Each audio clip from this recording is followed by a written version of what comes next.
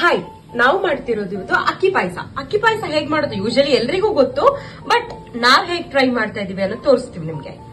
First ಬಾದಾಮಿ, ದ್ರಾಕ್ಷಿ, ಆಮೇಲೆ mixed dry fruits. ನಂಗೆ ಗೊತ್ತಿಲ್ಲ ಇದೇನು ಅಂತ ಹೇಳಕ್ಕೆ, ಬಟ್ ನಿಮ್ಗೆ ನೋಡಿದವ್ರಿಗೆ ಗೊತ್ತಾಗ್ಬೋದು ಏನು ಅಂತ. ಇದು ಬೆಲ್ಲ. ನಾನಿಲ್ಲಿ 3 ಕಪ್ ಆಗೋಷ್ಟು ಕಾಯಿ ಹಾಲನ್ನ ಆಲ್ರೆಡಿ ತಗೊಂಡಿದೀನಿ.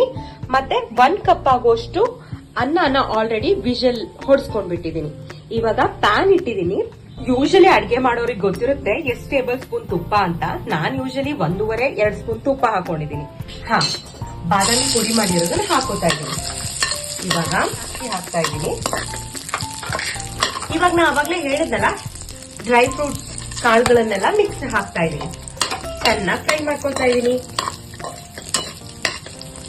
ಇವಾಗ ಆಲ್ರೆಡಿ ಮಾಡ್ಕೊಂಡಿರೋ ರೈಸ್ ನ ಸ್ವಲ್ಪ ಇದಕ್ಕೆ ಹಾಕೋತಾ ಇದ್ದೀನಿ.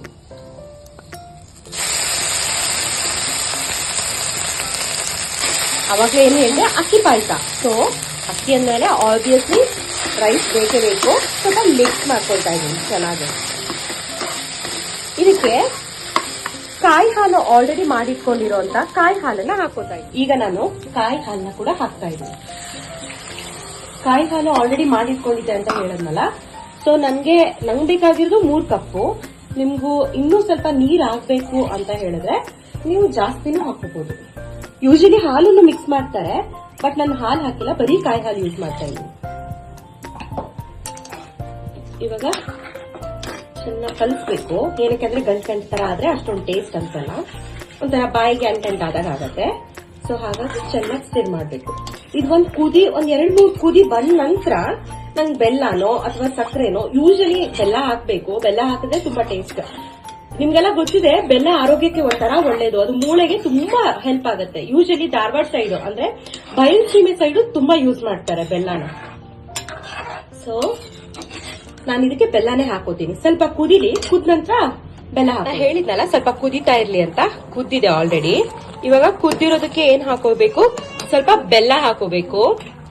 ನಾನ್ ಇದಕ್ಕೆ 1 ಕಪ್ ಆಫ್ ಬೆಲ್ಲ ತಗೊಂಡಿದ್ದೀನಿ. ಇನ್ನು ಬೇಕಂದ್ರೆ ಹಾಕೋಬಹುದು ಟೇಸ್ಟ್ ನೋಡ್ಕೊಂಡು. ನಮ್ಮನೇಲಿ ಅಷ್ಟಾಗಿ ಬೆಲ್ಲ ಅಂದ್ರೆ ಸ್ವೀಟ್ ಇಷ್ಟ ಪಡಲ್ಲ. ಸೊ ಲೈಟ್ ಹದ ಇರಬೇಕು, ಹಾಗಾಗಿ ಹಾಕೊಂಡಿದ್ದೀನಿ 1 ಕಪ್. ಕುದ್ ನಂತರ ಅದು ಎಷ್ಟು ಬೇಕಾದ್ರೆ ಹಾಕೊಳ್ತೀನಿ. ಮತ್ತೆ ಸ್ವಲ್ಪ ರುಚಿಗೆ ತಕ್ಕಷ್ಟು ಉಪ್ಪು ಹಾಕೊಂಡ್ಬಿಟ್ಟಿದ್ದೀನಿ. ಇವಾಗ ಆಲ್ರೆಡಿ ಪಾಯಸ ಕುದ್ಬಿಟ್ಟಿದೆ. ಇವಾಗ ನಾವು ಜಜ್ಜಿಟ್ಕೊಂಡಿರೋದು ಏಲಕ್ಕಿನ ಹಾಕೋಬೇಕು. ಏಲಕ್ಕಿ ಹಾಕೊಂಡಿದ್ದೀನಿ. ಫೈನಲಿ ಪಾಯಸ ರೆಡಿ. ಅಕ್ಕಿ ಪಾಯಸ ರೆಡಿ. ಟೇಸ್ಟ್ ನೋಡೋಣ ಹೇಗಿದೆ ಅಂತ ಹೇಳ್ತೀನಿ. ಅಕ್ಕಿ ಪಾಯಸ ಮಾಡಿದ ರೀಸನ್ ಏನ್ ಗೊತ್ತಾ? ಇವನು ಊಟ ಮಾಡಲ್ಲ, ಏನೋ ಒಂದು ಹೊಸದಾಗಿ ಟ್ರೈ ಮಾಡ್ಬೇಕಲ್ಲ ಅದಕ್ಕೆ. ಬಟ್ ಟೇಸ್ಟ್ ಮಾತ್ರ ಸಾಕಾಗಿದೆ. ಅದಕ್ಕೆ ಇವನು ತಿಂತಾ ಇದ್ದಾನೆ, ಇಲ್ಲಾಂದ್ರೆ ಅದನ್ನ ತಿನ್ನಲ್ಲ ಇವನು.